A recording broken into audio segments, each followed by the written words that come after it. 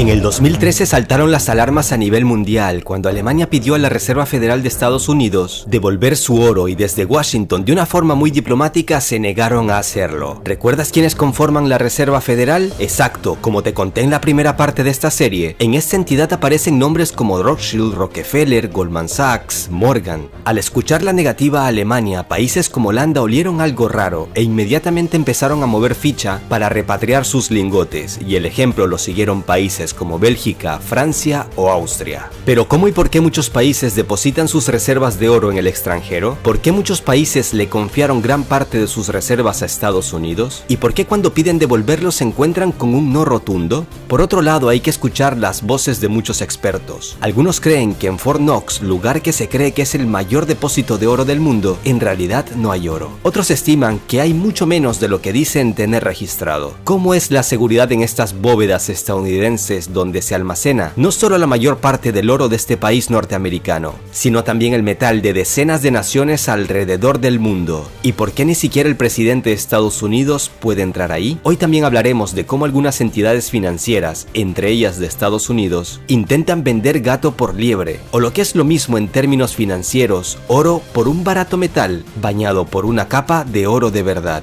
China no lo podía creer cuando en el 2009 le llegó un cargamento de lingotes de oro, o bueno, digamos mejor, lingotes de tungsteno bañados en oro. ¿Un cuento chino? No, nada de eso. Digamos mejor, otro cuento estadounidense. En este capítulo hablaremos de oro, de mucho oro, pero también de engaño, de mucho engaño, estafa y manipulación en el mundo de las finanzas. No te vayas, quédate con nosotros, que hoy mismo te enterarás de muchos datos impactantes en torno a este metal precioso. El imperio del mal y los amos del mundo, séptima parte.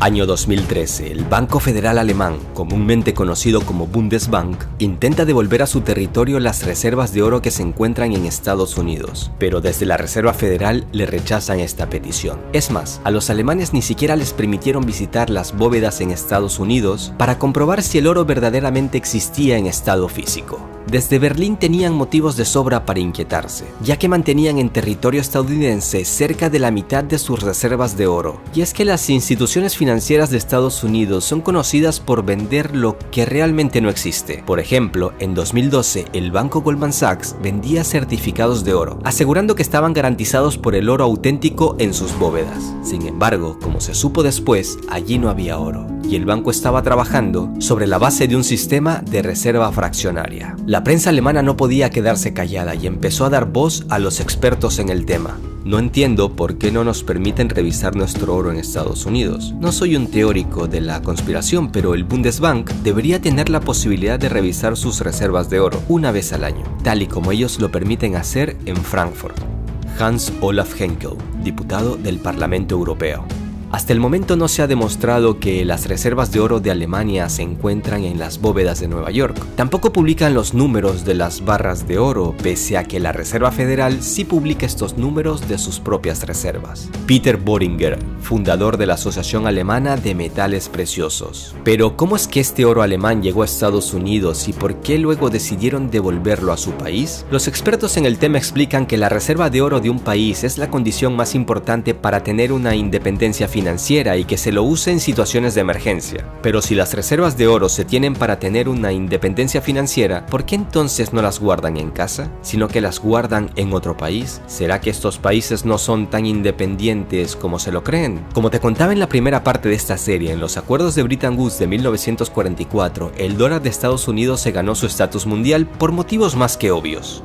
En ese momento Estados Unidos representaba más de la mitad de la economía mundial, y el modelo que ellos proponían en líneas generales era bastante racional. La esencia de este modelo se basaba en que el dólar se expandiría por todo el mundo, lo que significaba que cualquier activo en el mundo, o sea, todo lo que se pueda vender o generar ganancias, tenía que valorarse en dólares estadounidenses. Y mientras más activos aparezcan, entonces se podían sacar nuevos dólares al mercado. Tras la Segunda Guerra Mundial y a raíz de los acuerdos de Bretton Woods, numerosos países europeos decidieron confiar parte de sus reservas de oro a la Reserva Federal de Estados Unidos, por temor a que con una eventual invasión soviética la URSS confiscara sus reservas. Así que Estados Unidos, al encontrarse en una posición geográfica privilegiada, era el mejor lugar para guardar sus reservas. A esto se suma el hecho de que la moneda de dicho país, el dólar, en aquel entonces era la divisa más estable del planeta, y los estadounidenses prometieron que en cualquier momento podían cambiar dólares por oro. Pero como ahora ya sabes, según te lo he venido contando durante toda la serie, este oasis financiero duró unos 30 años hasta que Estados Unidos se dio cuenta de que la cantidad de dólares que había impreso y regado por todo el mundo sobrepasaba la cantidad de oro existente. Es decir, si todos los poseedores de dólares empezaban a cambiarlos por oro, Estados Unidos se veía metido en un serio problema sin salida.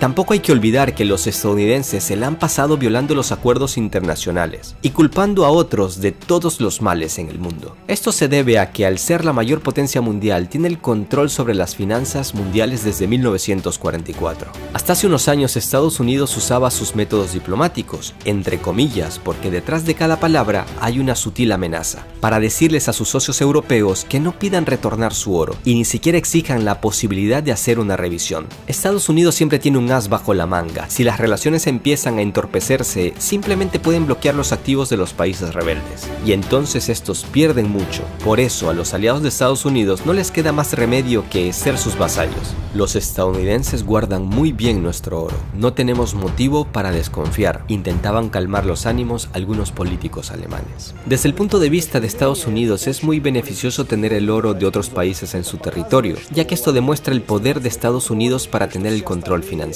En el momento en que un país fuerte como Alemania retorne su oro, se desataría una cadena de peticiones de países europeos para retornar su oro, y entonces se desataría también una desconfianza generalizada hacia el sistema de Estados Unidos. Y es justamente eso lo que está pasando en los últimos años. En la actualidad muchos países ya han repatriado su oro, y con Trump los aliados ven algo mucho más que incertidumbre. Tras décadas de acatar las exigencias de Washington, en el viejo continente se han dado cuenta de que ya es hora de independizarse.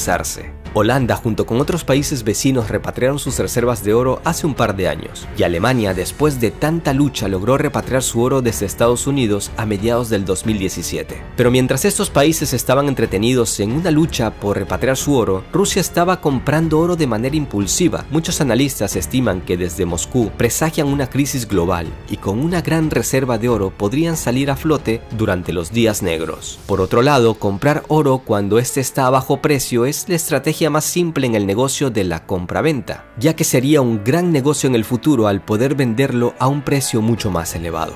Cuando los europeos se dieron cuenta de esta jugada rusa, Putin ya estaba comiendo caviar y entonando canciones a sus anchas. Pero es que Rusia no solo multiplicó por 10 sus reservas de oro durante la última década, sino que también redujo considerablemente el porcentaje de bonos del tesoro estadounidense. Los expertos lo tienen claro, la carrera por el metal precioso y esa forma sutil de deshacerse de los bonos es el intento del Kremlin de independizarse del dólar. No te vayas, que ahora viene lo más interesante. Según datos oficiales, Estados Unidos tiene las mayores reservas de oro del mundo. Estamos hablando de unas 8.133 toneladas. Para entender esto se puede decir que todo el oro extraído hasta el momento del mundo es posible reunirlo en cubos de 25 metros de cada lado, lo que supone 165 toneladas de oro. Todo este oro, o sea todos estos cubos, es posible colocarlos en 3 piscinas olímpicas. Según datos oficiales, el segundo lugar lo ocupa Alemania con unas reservas estimadas en 3.369 toneladas. ¿Sabes quién ocupa el tercer lugar en el ranking? Nada más ni nada menos que el Fondo Monetario Internacional, con 2.814 toneladas. ¿Pero tiene realmente Estados Unidos todo este oro en físico? Fort Knox es una base de Estados Unidos donde se encuentran las bóvedas de oro más profundas y mejor resguardadas del mundo. Paredes de granito protegidas por varias gruesas capas de hormigón llevan a unas pesadas compuertas que para abrirlas es necesario un código especial y cada parte está vigilada por guardias. El código completo que da acceso de la entrada a la bóveda final donde se encuentra el oro no lo sabe nadie. En caso de un ataque se activan unas seguridades automáticas y dentro es posible vivir con electricidad, agua y comida por varios años. Muchos creen que las bóvedas de Fort Knox de Estados Unidos ya fueron vaciadas en los años 70. En 1972, muchos medios de Estados Unidos empezaron a dudar de que en Fort Knox hubiese el oro que decían que había. Y para tranquilizar a la sociedad mundial desde la Reserva Federal de Estados Unidos, se permitió a varios periodistas entrar a Fort Knox. El objetivo era que los periodistas desmintieran todos esos rumores al mostrarle las barras de oro que había dentro. No obstante, algunas dudas siguieron en pie, ya que no permitieron entrar a especialistas para que verificaran la calidad del metal. Luego cerraron las puertas y nunca más se las volvieron a abrir a la prensa. Es decir, desde 1972 ni los propios estadounidenses han visto las reservas de oro ni por televisión.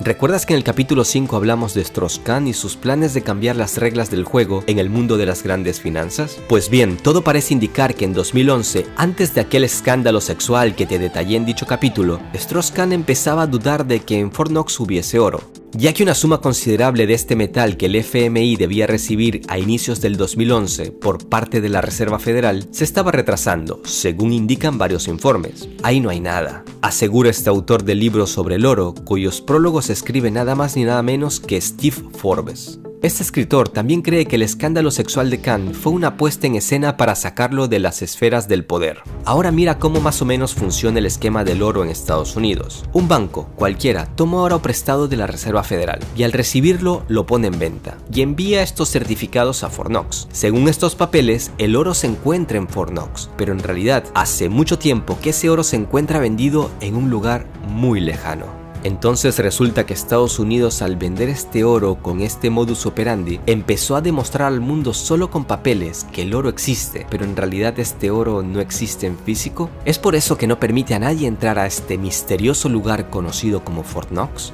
Entonces resulta que Strauss-Kahn sí tenía razón y ahí no hay oro, o hay mucho menos de lo que dicen tener registrado. En 2009 se produjo lo que se considera uno de los mayores escándalos de una estafa de oro de la era moderna. Por esos años, China compraba metales preciosos por todo el planeta, y una parte fue adquirida a Estados Unidos, directamente desde Fort Knox. Pero los chinos se dijeron, aquí como que huele a cuento chino, e inmediatamente empezaron una investigación exhaustiva para evaluar la calidad del oro. Lo que encontraron puede ser el guión de una película para Hollywood. Resultó que dentro de estas barras de oro había tungsteno, que tienen propiedades parecidas al oro. El tungsteno es un metal que tiene casi la misma densidad que el oro, pero es muchísimo más barato. Esa historia ha incrementado la credibilidad de los rumores sobre el oro falso que circula últimamente en el mercado global. Se especula que en el contexto de escasez mundial de oro, los reguladores utilizan supuestos lingotes de oro que en realidad son solo tungsteno dorado.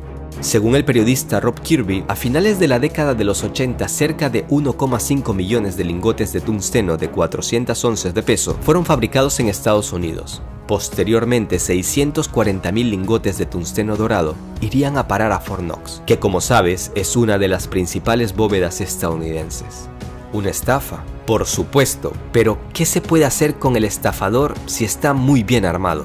Se preguntan muchos expertos. ¿Ahora entiendes otro motivo del por qué el presupuesto militar de Estados Unidos es de 610,000 millones de dólares? Lo que representa una cantidad mayor que la de los 7 países juntos que le siguen en el ranking. No obstante, hay quien ve en estos hechos del tungsteno dorado con escepticismo. El tungsteno no se lo trata tan fácilmente, se necesitan unas maquinarias especiales para hacer estas barras, luego bañarlas en oro, después hablar por aquí y por allá con altos cargos, después toca liquidar a las personas que hicieron este trabajo sucio para que nadie se entere. Puede que tenga razón, o puede que no, pero la historia nos ha demostrado que Estados Unidos es capaz de cualquier cosa por dinero. Y así, mientras el mundo se debate entre si Estados Unidos tiene oro o no, si estas barras son de verdad o no, Rusia sí que lo tiene de verdad, ya que ha estado comprando y llenando sus reservas. Los datos no mienten, y todo parece indicar que se han estado preparando para cuando llegue el colapso del dólar. En el siguiente capítulo hablaremos de los sencillos métodos de Estados Unidos para saquear los recursos de los países con gobernantes muy débiles, que se venden por unos cuantos billetes verdes. Sí amigos, hablaremos en concreto de cómo Estados Unidos hace lo que quiere en América Latina. Estos métodos son muy sencillos y se reflejan en reportes financieros fraudulentos, manipulación de elecciones, sobornos, extorsiones y asesinatos. Es probable que sea uno de los capítulos más reveladores. Será una bomba. Luego hablaremos del México de López Obrador y de Venezuela. No olvides suscribirte al canal si es la primera vez que te topas con él. Dale like al video para poder llegar a más gente y déjame tu opinión en los comentarios. Si bien no respondo a todos, sí que los leo todos. Un abrazo a todos. Hasta la próxima.